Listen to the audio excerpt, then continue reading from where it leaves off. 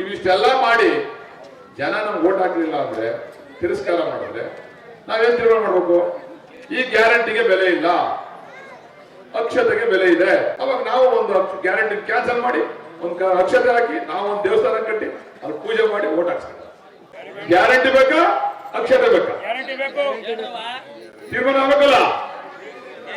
ನಾನು ಮುಖ್ಯಮಂತ್ರಿಗಳಿಗೆ ಹೇಳಿದ್ದೀನಿ, ನೀವು ಮಾಡ್ತಕ್ಕಂಥ ಕಾರ್ಯಕ್ರಮದಿಂದ ಈ ರಾಜ್ಯದಲ್ಲಿ ಜನ ನಮ್ಮ ಪಕ್ಷದ ಲೋಕಸಭಾ ಸದಸ್ಯರನ್ನ ಗೆಲ್ಲಿಸಬೇಕು. ಗೆಲ್ಲಿಸ್ತೇವೆ ಅಂದ್ರೆ ನಿಮ್ ಗ್ಯಾರಂಟಿ ಅವಶ್ಯಕತೆ ಇಲ್ಲ ಜನಕ್ಕೆ ಅಂತ ಅರ್ಥ ಆಯ್ತದೆ.